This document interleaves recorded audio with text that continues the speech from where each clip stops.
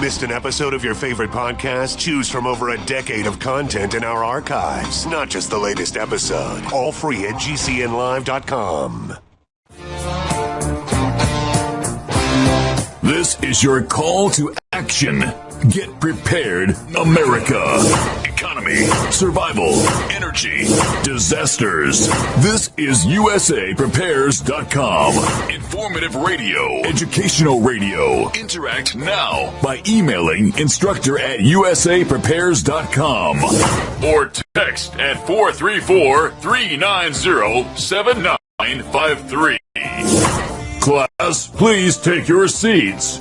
Now, your instructor, Vincent Finelli. Nathan and I were having some fun, and we just, all you gotta do is look at the clock, right? That's all we have to do.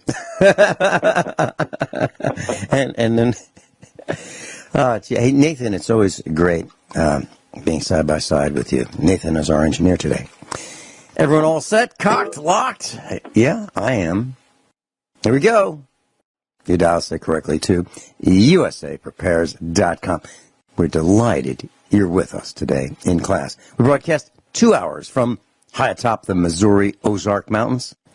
If you would like to call us, we'll pay for the call. 866-582-9933. 866-582-9933. Telephone listen line up 24 hours a day.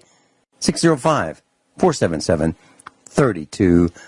605-477-3249. Rich Scheben's with us live in Montana, or as Amazon spells it, Montana. Welcome, Rich. Yeah, well, thank you, Vince. It's always an honor. I can hardly hear you, Rich. Can you hear me? No, let's. Hey, Nathan. For some reason, I can't hear. Yeah. How about now? Oh, yeah. Yeah. Isn't that how they spell it over there at Amazon University, Montana? Yeah. Can you hear me okay, Vince? Yeah, I got you great now. Thank you. Okay, good. Okay, buddy. Well, listen, the deal is, as I've mentioned on the air many times, they are doing everything to thwart sales of my book because of the political incorrectness of its nature, because I say the truth and say it like it is. And I've had books returned to me, didn't have the introductory chapters, the table of contents, the first chapter. When you buy a book, folks, don't buy an electronic book. I made a mistake of doing that as well. Who knows what you're going to get with a hard copy and evidence. Maybe there's less of a chance of getting some of the fake stuff, but you never know what you're going to get today because, the powers that be, they control everything. There's 5 companies. They control not just newspaper, television, radio, magazines, but they control production companies and publishing companies as well. Their job from the mainstream media is to manufacture perception, pity, guilt, and ideology, and sway public opinion by holding on to the narratives, the memes, the themes, the talking points, and the microphone. So this is why citizen journalism, folks, is absolutely necessary. We must read, research, ask questions, and report it to the people. Vince? Well, as you were saying that, Rich, I was thinking about my very favorite television series. Now, I don't watch over-the-air broadcasts. I don't have a little satellite antenna. I typically watch something that has educational value. And what am I talking about? I'm talking about science fiction, science, history, documentaries, those kind of things. If it doesn't have value, we're not watching it in my house. And but there is one piece of there's one series I really, really, really like, and I think it's almost a documentary on what could happen. Okay, it's called Jericho. I'm on my 12th viewing of Jericho. Mrs. Finelli and I watch it. We can almost tell you what the lines are, but when you said that, Rich, you're talking about I can alter history almost. And what happened in Jericho, there was a skirmish all over, many skirmishes all over the country, and the country was divided in two, east of the Mississippi and west. West of the Mississippi is where we are. And a new country was formed, and it was called the Allied States of America. Allied States. Not United States, but Allied States. And one of the things that was noticed is one of the teachers was reading the new history books that were published for the rebuilding of America, the Allied States. And history was altered. What had happened before was altered, changed, in favor of, the victors of the new country. Now, what I'm saying is I won't say at war, but as a computer consultant, I very strongly advised my clients in these school systems in a couple different counties in the Commonwealth of Virginia about how dangerous electronic training is. And this is back in the 90s. And I said, what you're talking about is replacing teachers with computer instruction. You want to learn about history, you sit in front of the computer screen and a keyboard, and you've got a mouse, and you got some headphones on, and you can listen to some audio clips, and pre-programmed learning material is served at your pace. So you may be a little faster or a little slower at receiving and clicking the mouse than receiving information and clicking the mouse than the student at your left or right or across the room from you. Well, but ultimately, throughout that semester, you're going to get the same material. And with a few clicks of a mouse and some typing on a keyboard and some reformatting and cutting and pasting, history can be changed very easily in one place at the software manufacturer's location, the educational software manufacturer's location. So what could happen is you want to rewrite history, you only have to rewrite it in one place. And then where does it get, where is it, where the change is realized? At the screen that the students are using. It's a lot easier to do that than it is to replace books. And what were the schools saying? Oh man, these books are so expensive. Gosh. And they only last 7 years. So the reason for going to this computer training is, we can get rid of some teachers. Well, we won't say that, but we'll say the students can learn better. They can learn at their own pace. We can save money on books. And we can use those computers for lots of things, not just for history, but for math and science, everything you can think of, music. We can use these computers for multiple purposes as compared to the single purpose for the history book, which only lasts 7 years, so they said. And, they were chomping at the bit to make those changes. And I don't know if they did, but as long as I was there, it didn't happen. But, there weren't many people fighting the fight that I was fighting. And fortunately, we had a really, really bright superintendent of schools. And, it was interesting, Rich. Whenever I was at that school's location, and I was there at least once a week, I had a working lunch with, we'll call him he was the superintendent, the assistant superintendent, the director of technology, and I would all go to lunch together. Now, some may view that as, we were just wasting an hour. Absolutely not. Absolutely not. We were talking about technology in the car all the way to wherever we were eating, and we would talk about technology and what, the things that I was doing. It was like a debriefing and briefing session. It was a working lunch. And it wasn't like it was extravagant, and it wasn't like it was on the school's dime. I paid for my lunch, the superintendent paid for his lunch. We all paid for our own lunches. It was Dutch treat all the time, always. And it was a great way to go. And from my perspective, every minute of my time while I was consulting was used consulting. Not a wasted moment anywhere. And that went on for years and years. And they were one of the most technically sophisticated schools in the Commonwealth of Virginia. Actually, they were the most technically sophisticated. So what I'm saying is, Rich, you have a very valid point. And I think we've lost our footing. We've lost our way. We're out of step with where we should be. We're allowing computers to take over. We're allowing our education to be taken over by these companies who write the scripts, the narratives for our students to learn. And there aren't many of them. and the laziness of the teachers, the laziness of the administration, and the laziness of the school boards is to blame, and also their ignorance. Your thoughts on that, Rich? Well, Vince, let me tell you how the technocracy has taken over, and we have been in the book-burning era for quite some time. For example, I'm looking at Zero Hedge right now. Don't blame. This time it's really different. The machines have taken over, and they will never sell. Let me give a few other examples. Look at all the globalists, the NGOs, who are literally covering their tracks with the technocracy of sedition, treason, espionage. Instead of being punished, they're using, creating alibis with the technocracy. I've also talked on this show about the definition of fascism, on how in 2009, the technocracy, even in printed dictionaries, have literally changed the direction of fascism to right-wing ideology, a movement that is fundamentally opposed to democracy and liberalism, which is just the opposite, because what we have, the correct term, is a system of government marked by totalitarian dictatorships for social and economic control and suppression of opposition by the system, basically keeping the people down. And that's what fascism is. It's the oligarchies who have created an alliance with big government, protected by the court system and the mainstream media. So it's all over, narrative carryover.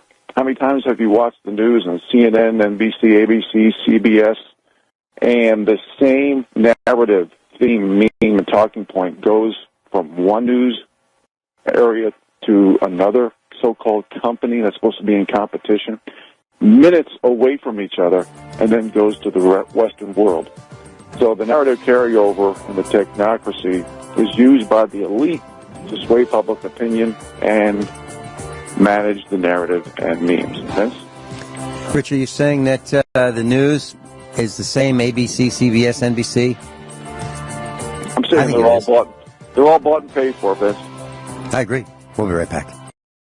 Class Rich Scheben's with us. Rich, you're talking about Zero Hedge, and you're talking about machines, and they will never sell. Do you want to tell us a little bit more about that?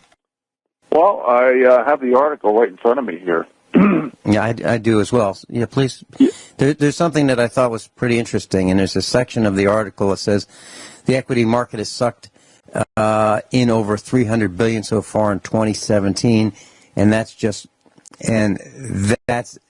money that's gone into ETFs and passive index funds. And then with the rest of that, next four paragraphs is absolutely fascinating. Is that what you're talking about? Well, I'm talking about, I could talk about this stuff for a long time, but you look at the five big central banks that have already printed over $2 trillion out of thin air, so-called money, and they bought so much of the popular stocks and bonds. Just 2011 to 2016, central banks purchased over $7 trillion in assets.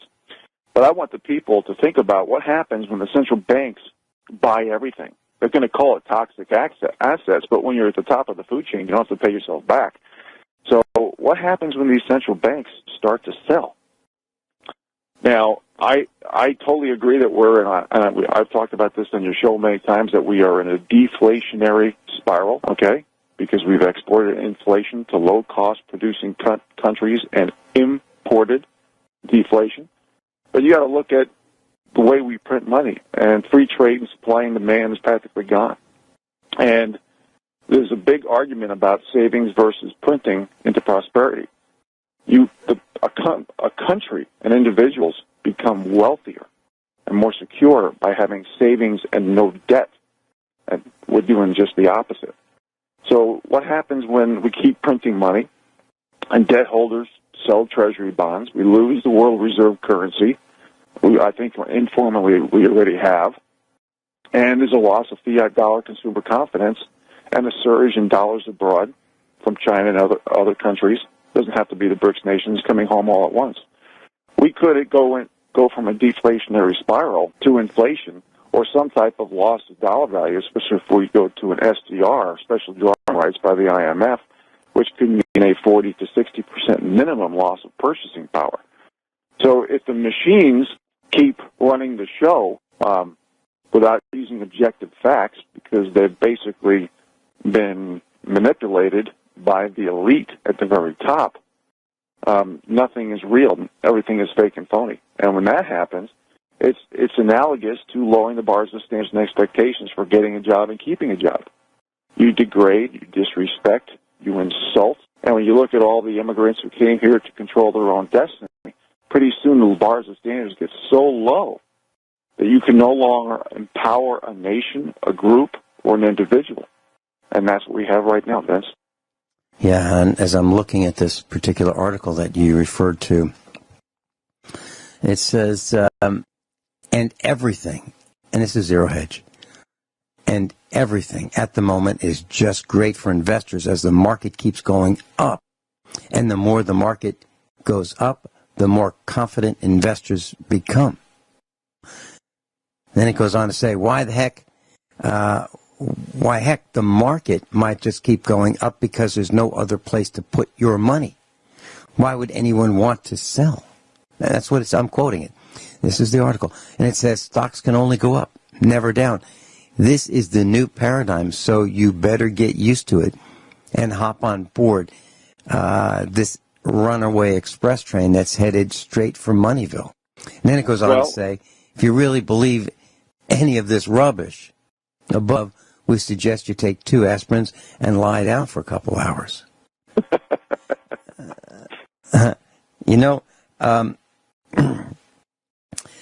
Remember that guy that did the TV show Dirty Jobs? His name was Mike. Anyway, I know.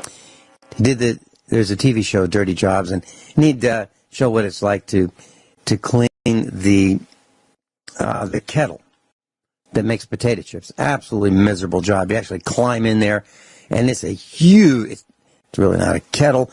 It's more like a really large coffin, and it's filled with frying oils. Well, he talked about dirty jobs, and that was one of them, cleaning that thing out. Well, and sewers and things like that. And what he was saying is that we need to get back to knowing that, there are jobs that are important. And trade school is important, and it got a bad name. And we need to turn that around. And he's absolutely right. Rich Scheben's with us. Off-Grid Montana. offgridmontana.com is his website. One New York Man's Journey to Off-Grid Living in Montana is his book. I have it. And you may want to get a copy and see what it's like living the way Rich Scheben does. And many of your instructors live not quite exactly like Rich Scheben, but close. I was talking about Mike Rowe. Dirty Jobs was this series, and another thing he did on the air was someone has to do it, and he's absolutely right. Someone does have to do it. And what we're leaving behind is shop class. We're leaving behind learning business trades like auto mechanics, electronics, architecture, drafting, plumbing, heating, air conditioning, framing, concrete work, tile work. That's what students are getting away from. And where are they going? Well, hey, they're learning how to use computers. They're learning how to be keyboard researchers. And at the same time, Home Depot is spending millions of dollars teaching people how to use a hammer. So you can hammer a nail.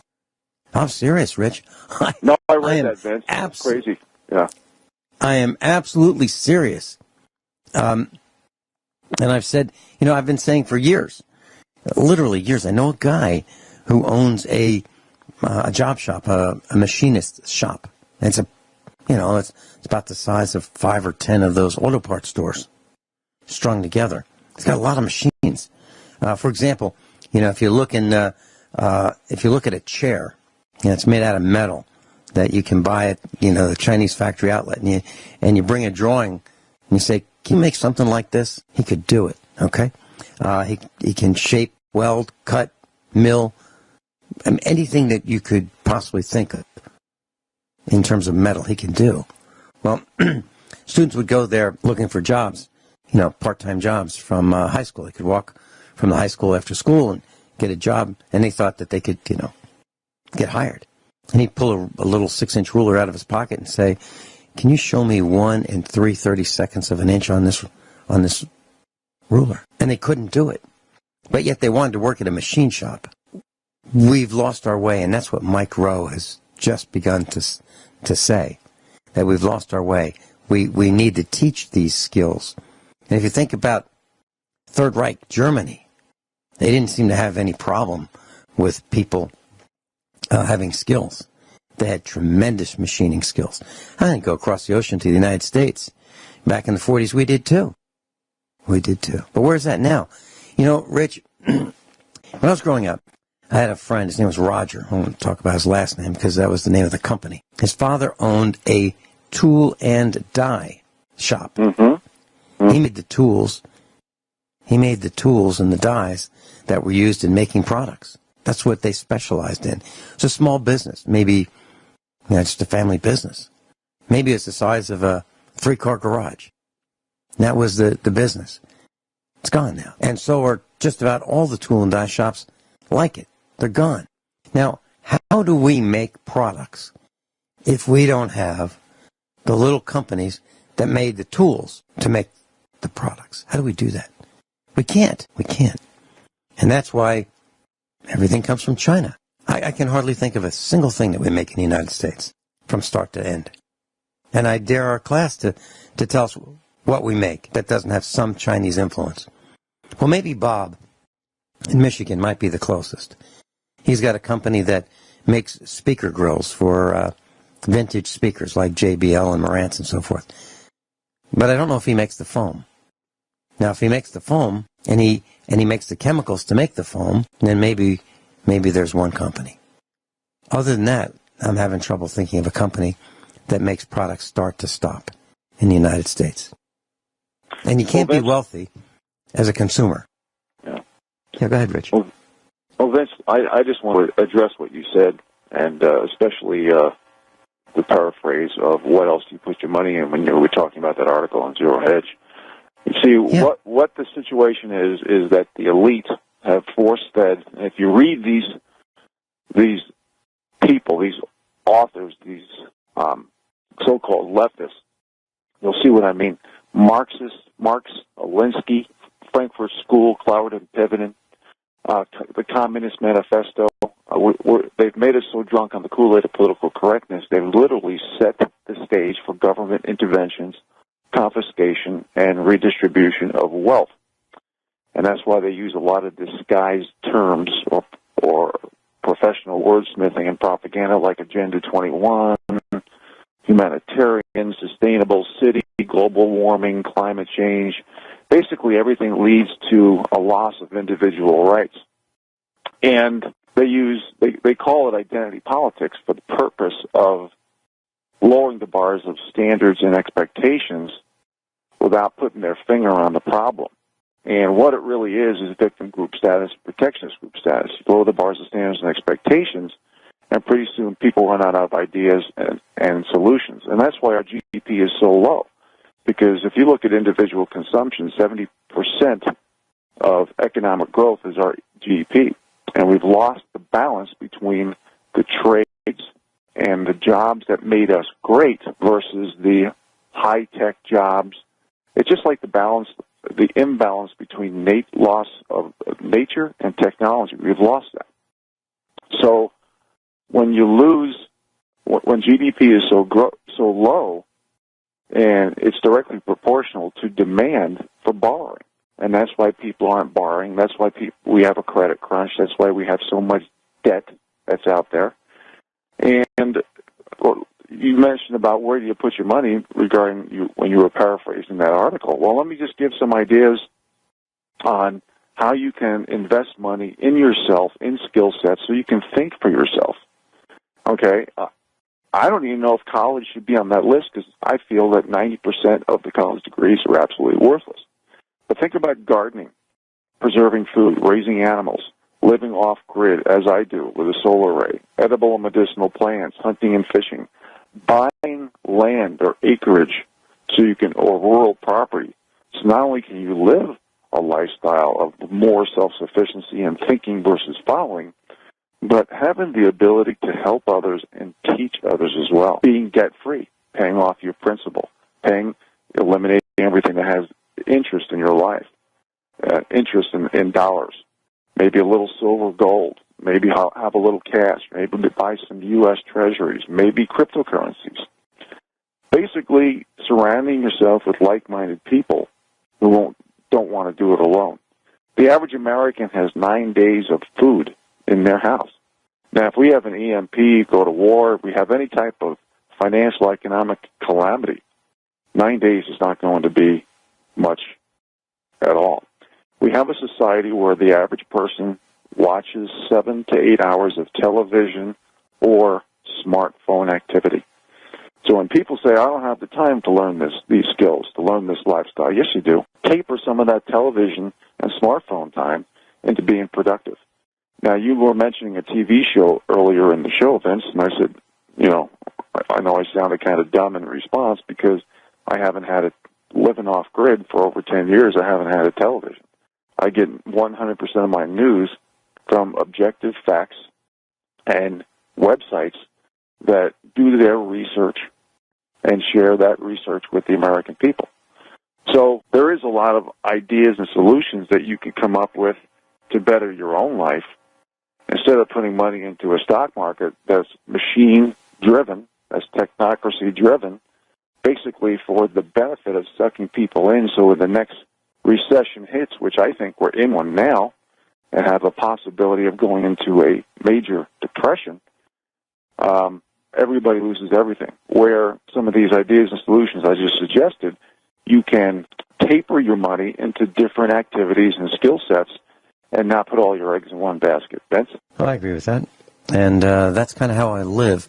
We grow our own food as much as we can. I mean, we produce more food than we could possibly consume.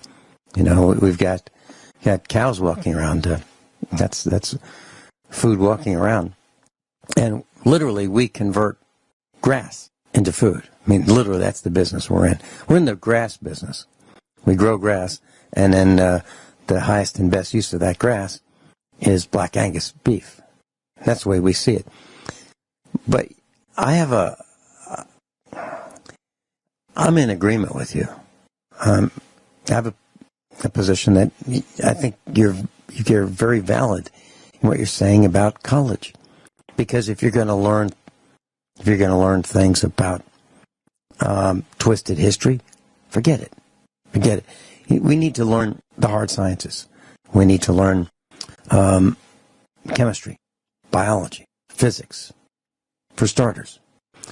We need to be able to communicate effectively in our language, and it'd be good to learn another language.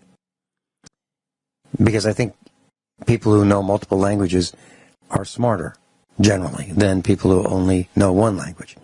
And if you only know how to grunt, I can tell you you're not very smart at all. And we need to learn history, and we need to learn about arithmetic, and we need to read everything.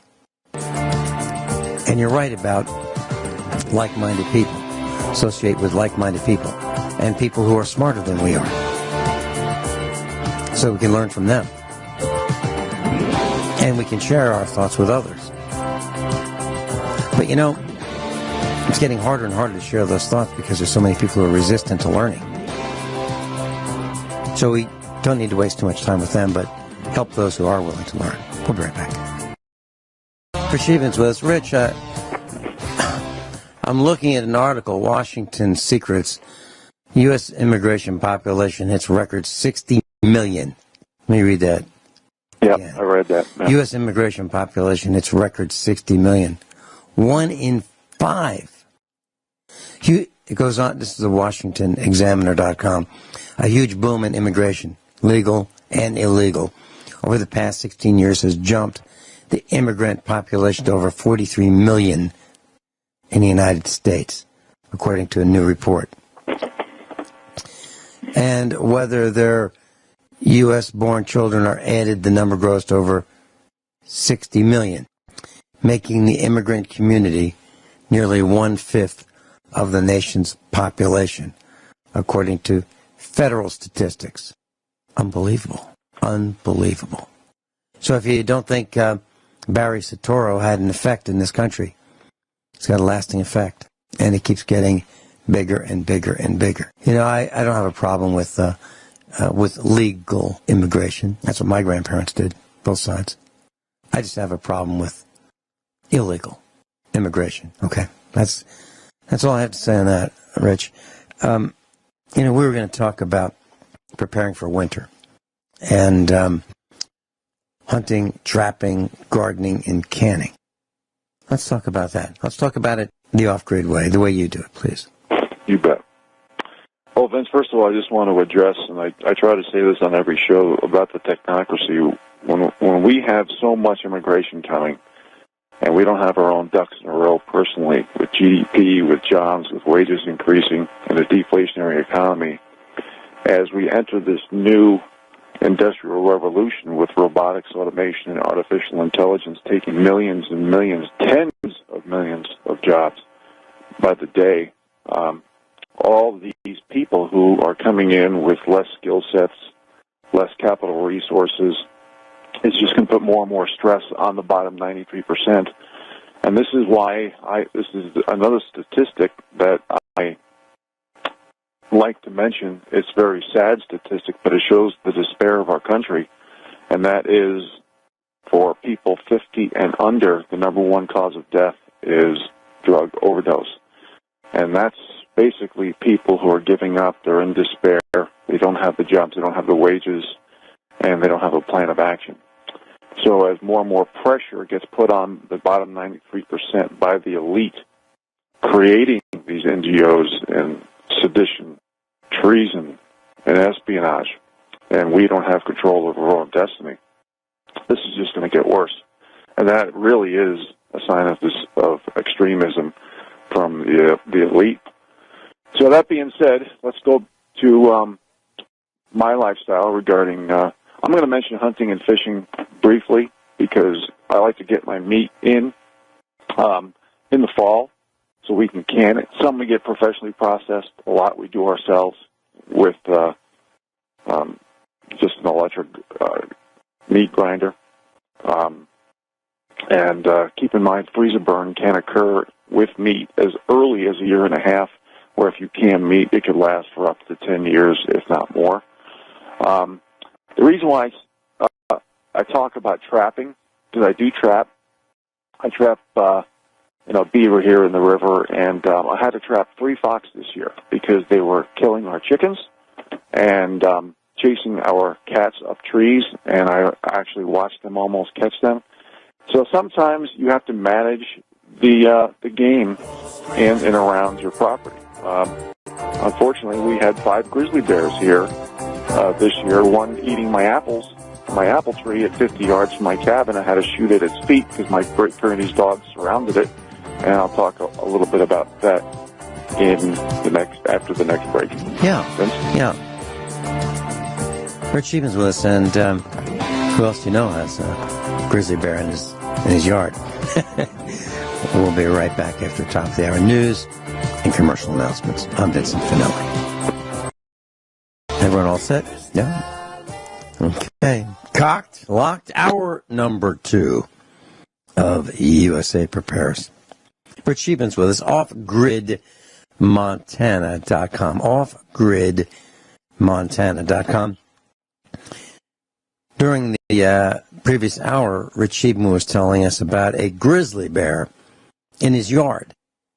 Rich, please continue. Yeah, Vince, I get a 3-to-1 ratio the last several years of grizzly bears to black bears here in northwest Montana. Since 1987, we haven't been able to hunt grizzly bears because they are politically incorrect to do so.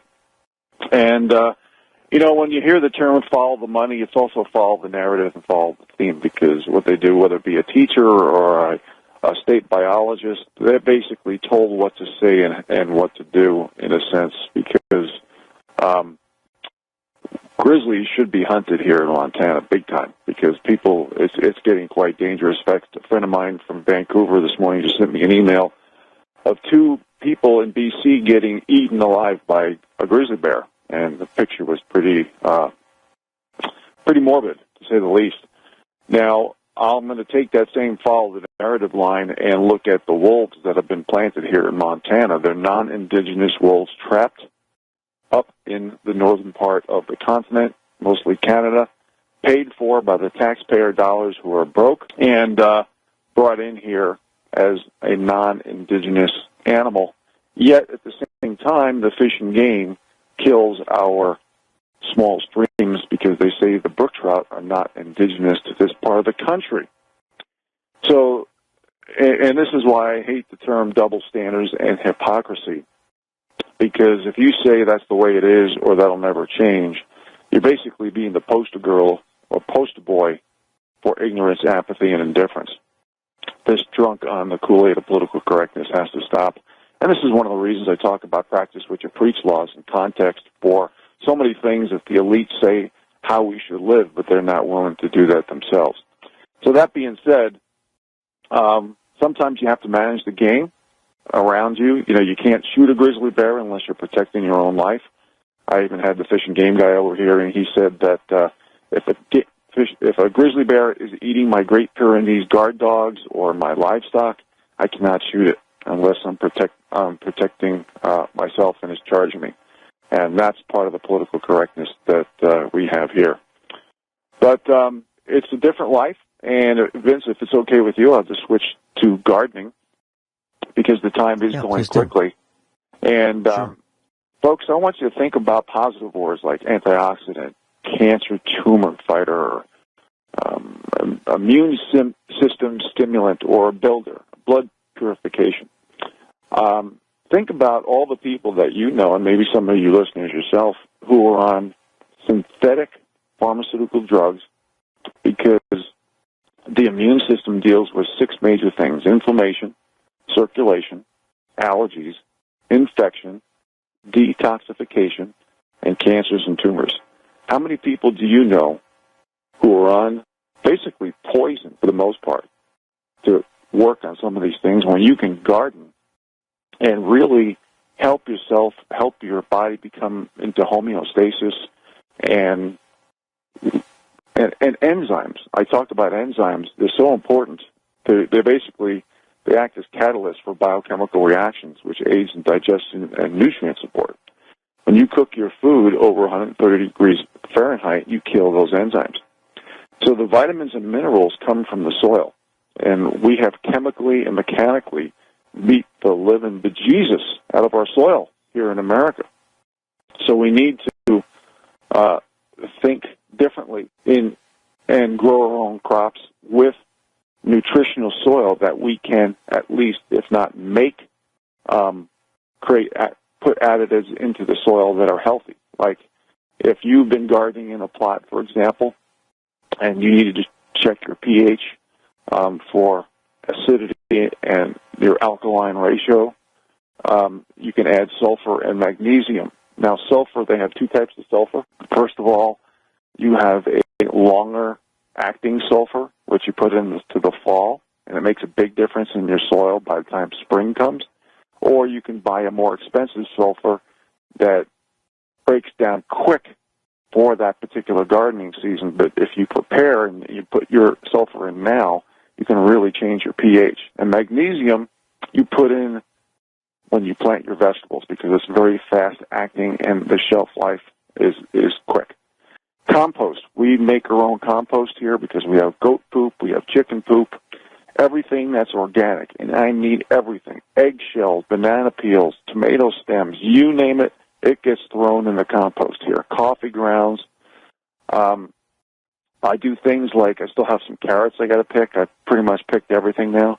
I've clipped my asparagus for the fall, and what I'm going to do next is spray oils like piola oil in my greenhouses to keep certain pests down that lay their eggs. And when you spray oils in your greenhouses and on your soil, you basically keep them down to a dull roar. So what we need to start doing is thinking with foresight and thinking differently and controlling our own destiny, especially with food. because GMO foods, hormone steroids, and antibiotics, everything that's being made in petri dishes and laboratories and in vitro or test tubes, we are the guinea pigs for. And if we want to eat healthy, we have to think about open pollinated heirloom seeds and basically growing at least 80 to 90% of our own produce and eating raw during these summer months so we can take advantage of those enzymes. And keep in mind the vitamins and minerals come from the soil. So when you buy a vegetable from the store, not only is it probably GMO, but you don't know about the vitamins and minerals because you don't know about the content in the soil. Most likely it's been chemically and mechanically beat to smithereens. Vince, you have anything to add to that? I've got a couple questions. One question is about sulfur. You talked about fast-acting and slow-acting sulfur. What type of what is the method you use for enhancing your soil with sulfur? How do you do it? Well, again, there's two types of sulfur to buy, and there's the quick-acting and the over-the-winter acting. And I just buy it in like a 20-pound bag. Mm-hmm. And I haven't done this. I've been using the same garden soil for almost 13 years now, living on this property, okay? And over 10 years living off-grid. So I checked my pH for the first time because I noticed a decrease in my crop output, okay, on tomatoes and things like that. And I went to a person who owns a nursery who I trust in the Flathead in Kalispell, and they do a great job. And they're really, because their customers are really leaning towards anti-GMO, being organic, they're really going in that direction. And, you know, a lot of these things that you buy today are not GMO or organically approved, like the sulfur. But when you get to a point where you've depleted all of your nutrients in your garden, or a significant amount, you have to add this sulfur and magnesium at least once every few years.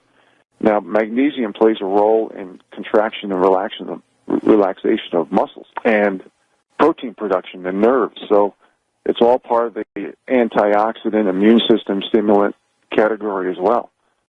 So all I can say is, folks, go ahead and try it. If you've noticed a major decrease in your fruit production, okay? And speaking of fruit, a little sidebar here, I had to pick my plums and apples early because the bears were just so aggressive this year. But try doing sulfur. You can do it right now and let it sit over the winter, and it's going to make a huge difference in the alkaline content of your soil versus acidity. And I'd recommend going to a nursery, or probably even Walmart has a pH test. They're very cheap, a couple of bucks.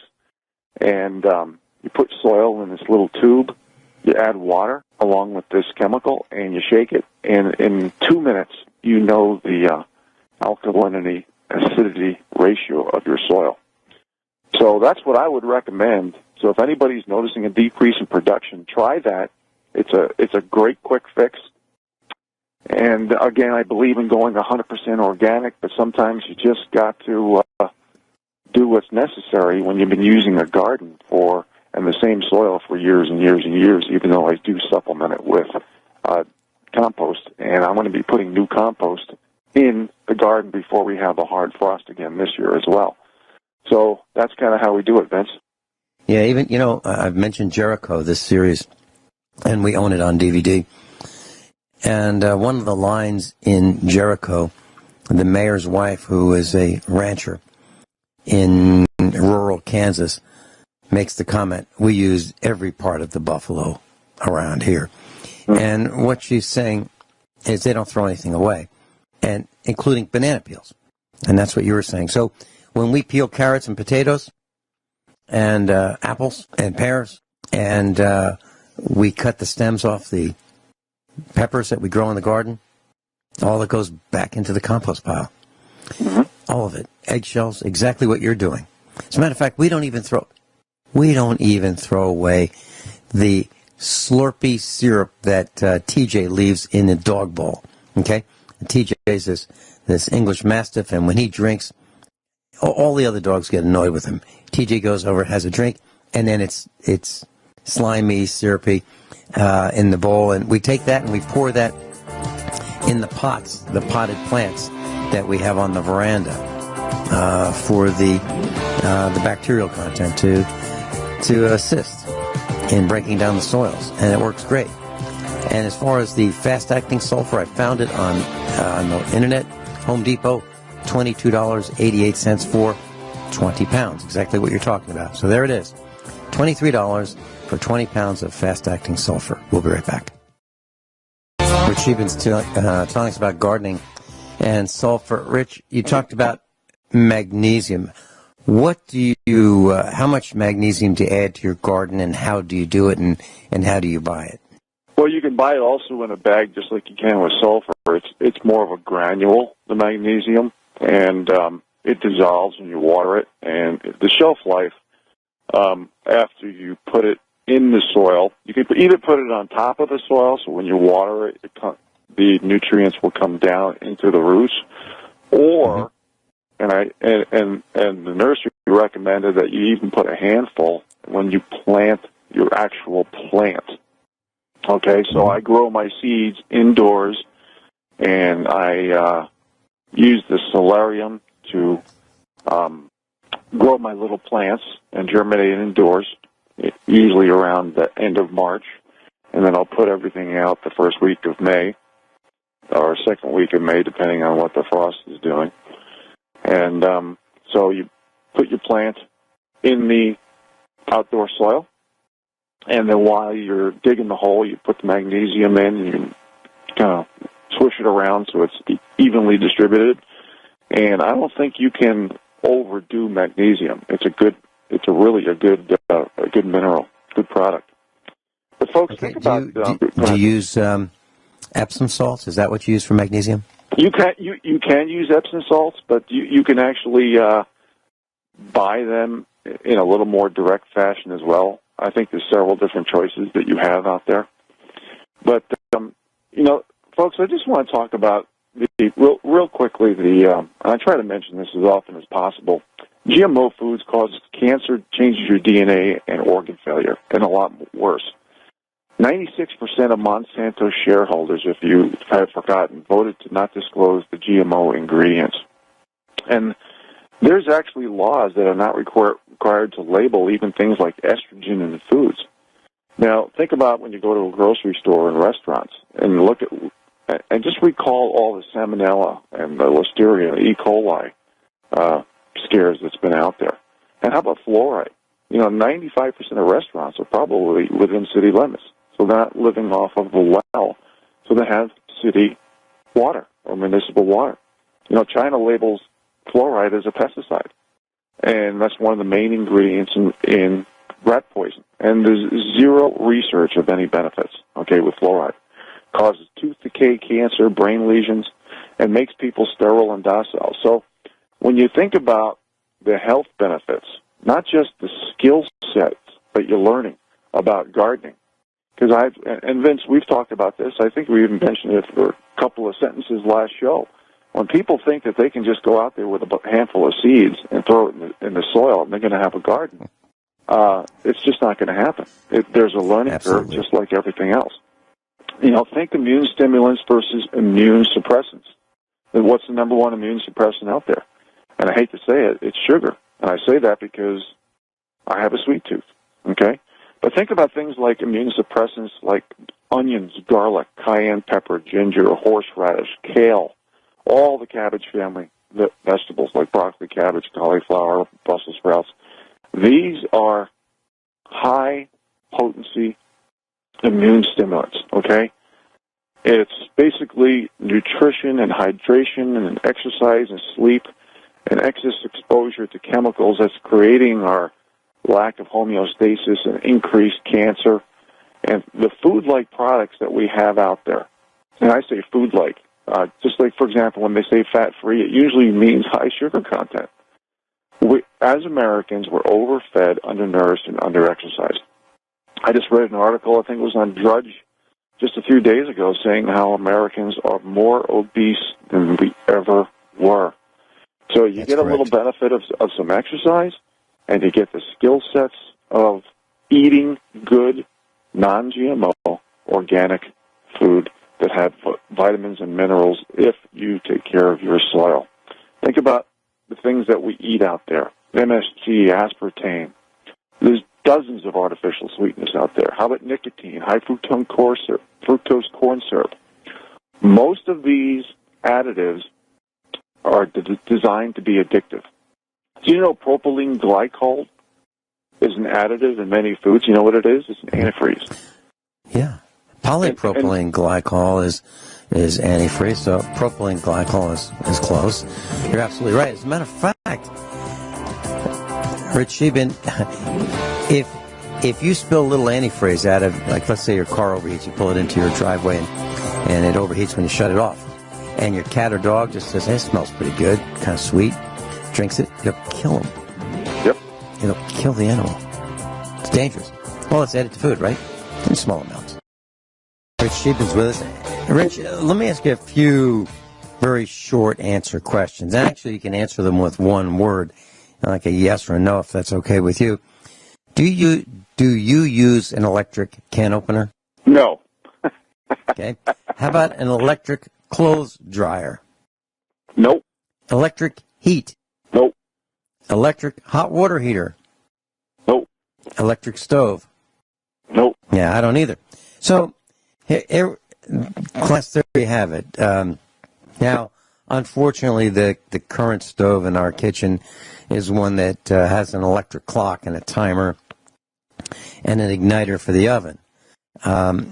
But other than that, it runs on gas. And we don't have an electric... we have an electric clothes dryer. I brought it with us from a previous building that we had. Haven't sold it yet, but we don't use it. I haven't used a clothes dryer as long as we've lived in this house. Has not been used.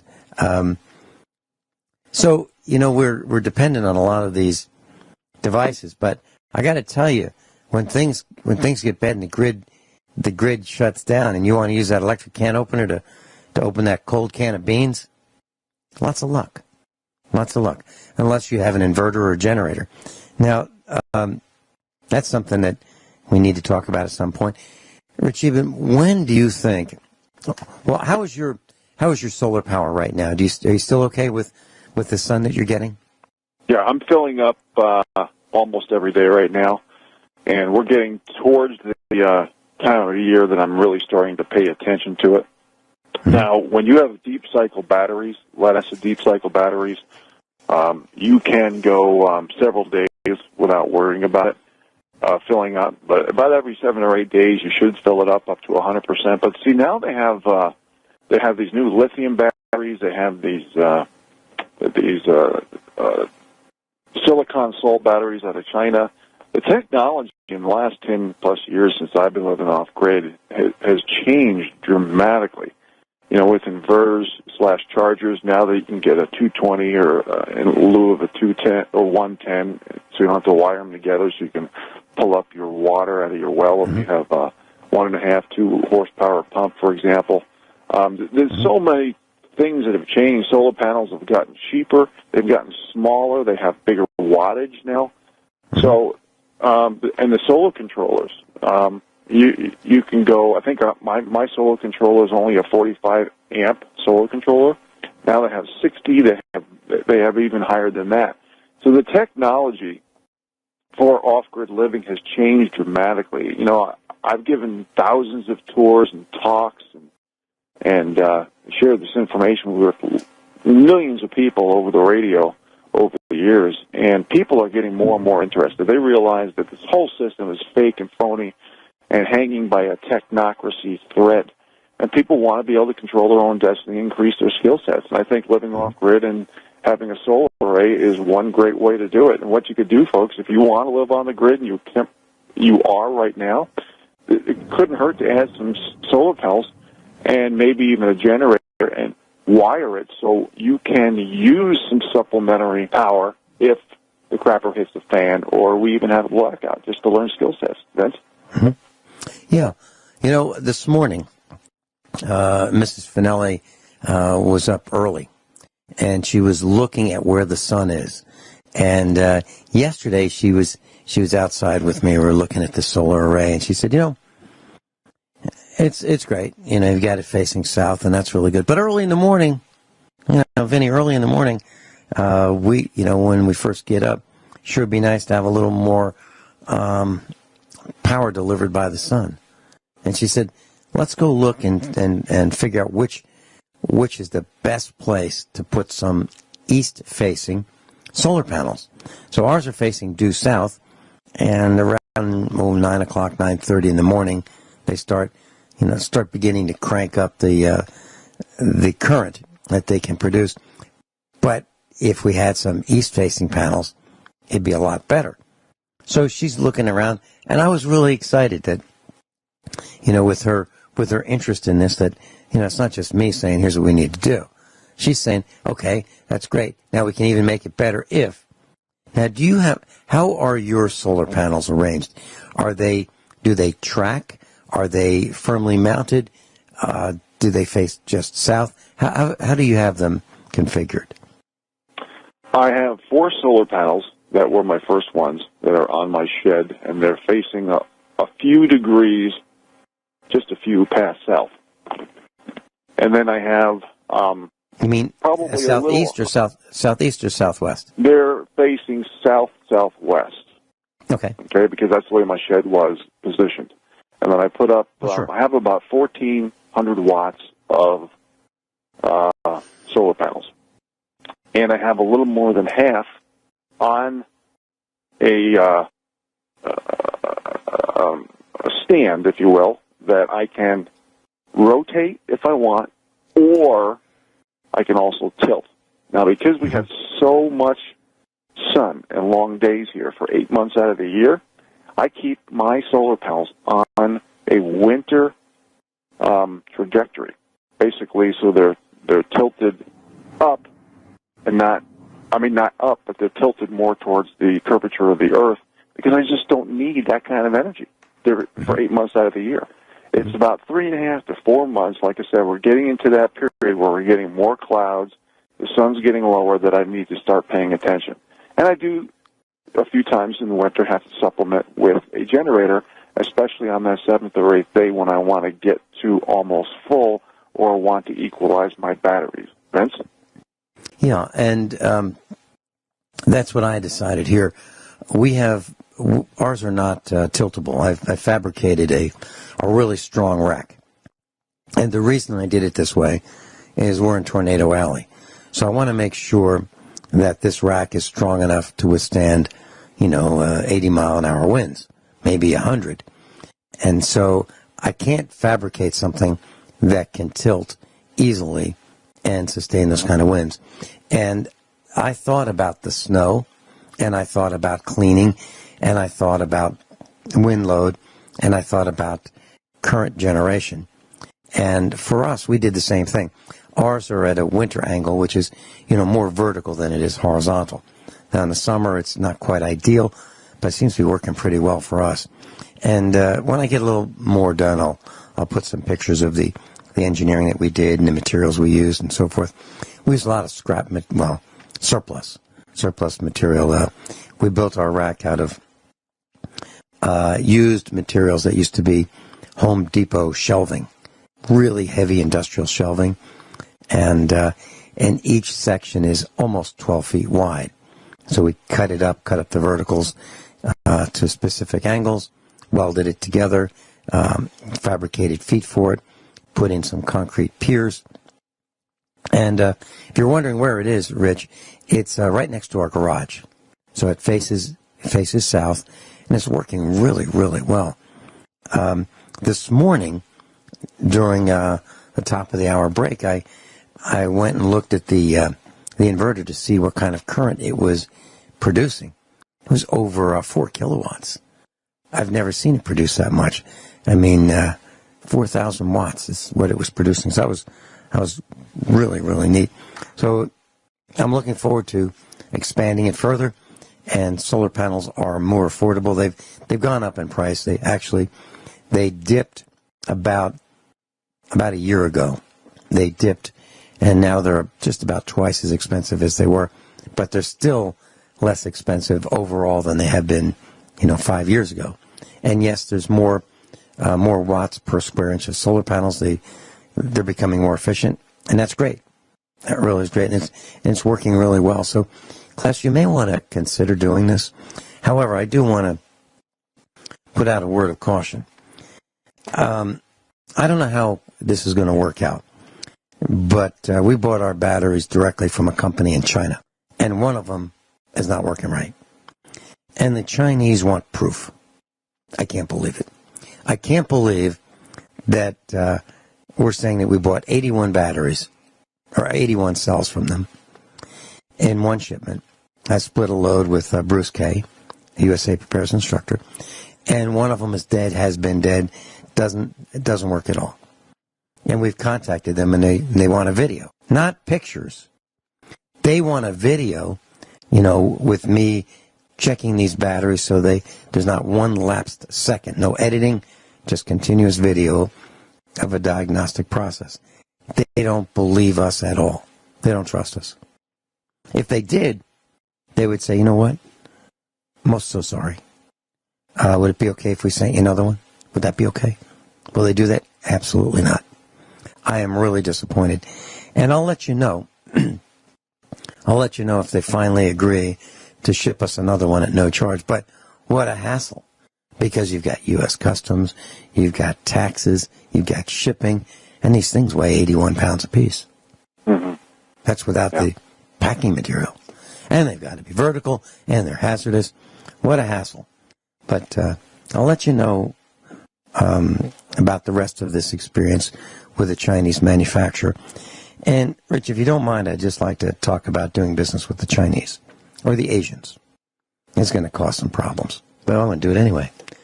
Years ago, when I had a computer manufacturing company, I went to trade events, and I would meet the manufacturers, and I'd see the latest products, and some of them I liked. And when I liked them, I would buy a bunch of them. So there was a network switch from an Asian manufacturer that I liked, and I bought maybe 50 of them. And they came with a lifetime warranty. Lifetime warranty. It said right on the packaging. Lifetime warranty. And, within maybe a year, had a couple of failures. I called up the U.S. office of this Asian company, and I said, I've got these failures. And they said, what's the model number? I told them, they said, well, it's out of warranty. I said, no, it's not. It's got a lifetime warranty. They said, no, it's out of warranty. And I said, what are you talking about? And they said, well, it's not lifetime. It's not your lifetime. It's the lifetime of the product cycle. And that product cycle lasts about 6 months. So it's out of warranty. That's the kind of nonsense they pull. I was reading a story on QZ.com, and it says, maybe you heard that Brad Pitt allegedly threatened Harvey Weinstein with a Missouri whooping after the movie mogul accosted his then-girlfriend, Gwyneth Paltrow. And so still maybe you felt like Pitt's much publicized moment of chivalry stands as a tepid response within the entertainment industry to what now appears to have been the widespread knowledge about Weinstein's behavior. So we've got these disgusting individuals that many people probably used to look up to. Another one is Bill Cosby. Another one, so Weinstein is chasing women around, lures them into his hotel room, takes his clothes off, and chases them around the room, allegedly. Bill Cosby isn't quite so adept at running, I guess, so he drugs the women, allegedly, and then has his way with them. And then we've got Bill Clinton in the White House, in his office, and he's doing whatever he wants. So who do we look up to? It's pretty hard to find someone to respect today. But these these individuals need to, well, they need full prosecution. But doesn't look like it's working too well for our team with Bill Cosby.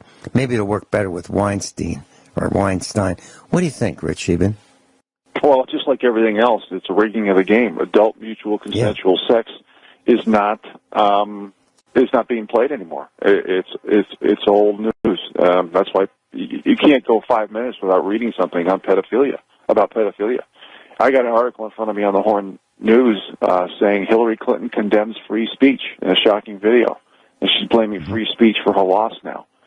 So, when we lose free speech, when we lose our Bill of Rights, we lose our Constitution, we lose our ability to protect ourselves, but yet the aristocracy gets to do everything they want. And this is why I say practice what you preach laws. Here they're saying global warming, carbon footprint.